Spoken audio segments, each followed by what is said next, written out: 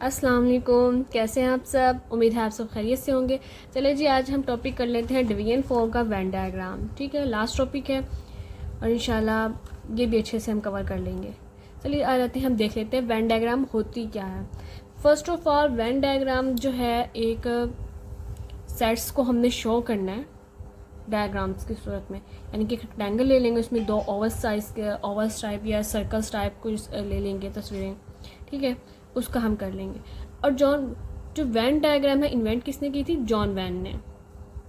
John van एक logician and mathematician है English का, उसने ये वेन डायग्राम इन्वेंट की है और 1834 टू 83 है। मल्टीपल के लिए आपके लिए अच्छा रहेगा जॉन वैन, इसने अपने नाम से इसका टॉपिक का नेम दिया वेन डायग्राम, क्योंकि इसने डायग्राम बनाई है, सेट्स को डायग्राम की शक्ल में भी शो किया है। 1834 टू 83 है, इस एज से इस एज तक ये रहा है। In Venn diagram a universal set is usually represented by a rectangle. Venn diagram में क्या है, यूनिवर्सल सेट जो है वो रेक्टेंगल की फॉर्म में शो हो रहा है and its subsets are represented by a close figure, और जो इसके सबसेट्स हैं वो क्लोज फिगर की उसमें शो हो रहा है इनसाइड द रेक्टेंगल के अंदर। ठीक है, अब जो है हमारे पास एक यूनिवर्सल सेट हमने कह दिया कि यू है 1 3 5 7 9, यानी कि ऑड नंबर है 1 से 9 तक। ठीक है, और हमने ले लिया है एक ए सेट, इसका सबसेट ले लिया है जो हमने कह दिया कि 1 5 9 है। अब हम लिख सकते हैं ऐसे भी इसमें कि जो यू है वो इसका यानी कि क्या कहते हैं, यू यूनिवर्सल सेट है और ए इसका सबसेट है। ऐसे ही है, हम इसे ये शो कर सकते हैं, इस तरह भी लिख सकते हैं हम, you is a subset of you, यानी कि हम ए को थोड़ा सा एलिब्रेट कर देते हैं कि ये सबसेट है। ऐसे ही है। अच्छा जी, इसी तरह हम देख लेते हैं डिसजॉइंट सेट्स को हम कैसे शो कर सकते हैं डायग्राम्स में या वेन डायग्राम में। ठीक है, no element of set A and set B is common. Disjoint set, joint mean होता है जुड़े हुए होना, डिसजॉइंट यानी कि बिना जुड़े होना। ठीक है, यानी कि एक दूसरे से वो बिल्कुल भी रिलेट नहीं करेंगे। अब देख लेते हैं हम इसका सेट्स में इसका क्या किरदार है। No element of set A, यानी कि नो एलिमेंट कोई भी सेट ए का और सेट बी का कॉमन नहीं होगा। सेट ए सेट बी का कोई भी एलिमेंट कॉमन नहीं होगा तो हम क्या कहेंगे, डिसजॉइंट सेट। ऐसे ही डिसजॉइंट सेट। अच्छा जी, डिसजॉइंट सेट्स हैं अगर दो अलग अलग सेट हों जिनका एक भी एलिमेंट कॉमन ना हो तो क्या होगा, उसका इंटरसेक्शन खाली सेट आएगा।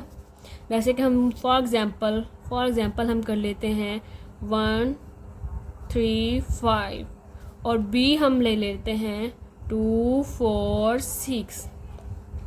ठीक है, तो क्या इनमें से कोई भी एक एलिमेंट कॉमन आ रहा है? तो हम कह देंगे कि अगर इंटरसेक्शन लें इन दोनों का तो खाली सेट आएगा, यानी कि ज़ीरो या खाली सेट ऐसे भी शो कर सकते हैं और ऐसे भी शो कर सकते हैं। 3 वेज हैं इसको शो करने के, आप जैसे मर्जी शो करें। ठीक है, तो ये हम कह सकते हैं कि जो इंटरसेक्शन हम लेंगे तो उसका खाली सेट आएगा, वो होगा डिसजॉइंट सेट्स। ठीक है, अब मज़ीद हम देख लेते हैं थोड़ा सा ओवरलैपिंग सेट्स। क्या चीज़? Overlapping sets. ओवरलैपिंग सेट्स क्या होते हैं? ओवरलैप करना, एक दूसरे के साथ थोड़ा सा रिलेट करना या एक दूसरे के ओवरलैप हो जाना ऊपर नीचे। आइए देख लेते हैं इसे थोड़ा सा। Only a small portion is common, यानी कि जो इसका एक छोटा सा हिस्सा है वो कॉमन होगा in both sets A and B. A and B में जो भी होगा, यानी कि इसका इंटरसेक्शन ज़ीरो नहीं आएगा, कुछ ना कुछ एलिमेंट ज़रूर आएगा। ऐसे ही है। ओवरलैपिंग सेट देखें, ओनली अ स्मॉल पोर्शन, यानी कि अब देखो ओवरलैप करना यानी कि किसी के ऊपर थोड़ा सा कोई चीज़ रख देना, यानी कि कोई चीज़ बड़ी है उसके ऊपर थोड़ा सा साइड पर करके उसके ऊपर चीज़ रख देना, या जैसे ओवरलैप करते हैं बारे में भी होती है ओवरलैपिंग। ओके, अब देख लेते हैं हम ये सेट्स से, हमारे पास यूनिवर्सल सेट है, हमारे पास यू है, और जो सेट्स है हमारे पास ए और बी हैं वो एक दूसरे को ओवरलैप कर रहे हैं, एक दूसरे कॉमन आ रहे हैं थोड़े से। ठीक है, इस कॉमन इन बोथ, यानी एक दूसरे के ऊपर आ रहे हैं, थोड़े थोड़े इनके एलिमेंट भी कॉमन है। फिर 1 3 7 5 9 11 13, ए क्या है हमारे पास 1 3 5 7 9, और बी क्या है 11 5 9 11 13, यानी कि इनका इंटरसेक्शन करें तो हमारे पास कुछ ना कुछ एलिमेंट आएगा जो इन्होंने सेंटर में लिखा है, यानी कि ओवरलैप करते हुए इनका 5 9 कॉमन है। ठीक है, ओवरलैपिंग सेट्स। अब सबसेट्स ऑफ अ सेट भी देख लेते हैं साथ ही, ताकि आपके लिए इजी रहे। सबसेट्स क्या होते हैं, किसी भी सेट के जितने भी सबसेट्स हैं उनको। अब देखिए हमारे पास एक यूनिवर्सल सेट होता है, उसमें जितने भी हम सेट्स बना सकते हैं पॉसिबली हम बनाते हैं, वो सारे क्या होते हैं सबसेट्स होते हैं एक सेट के। अब यूनिवर्सल सेट आप कह दें कि हमारे पास है 1 2 एंड सो ऑन चलते जा रहे हैं। अब इसमें से आप कितने ज़्यादा सबसेट्स बना सकते हो, इनफाइनाइट सबसेट्स बना सकते हो। एक ले लो, एक खाली सेट ले लो, वो बी ले लो, 1 2 3 ले लो एंड सो ऑन, बहुत ज़्यादा सेट्स बन जाएंगे। ठीक है, जितने भी एक यूनिवर्सल सेट के सबसेट्स होंगे वो क्या हो गए सबसेट ऑफ अ सेट्स। अच्छा जी, हम यहाँ पर दो ही सबसेट्स डील करेंगे।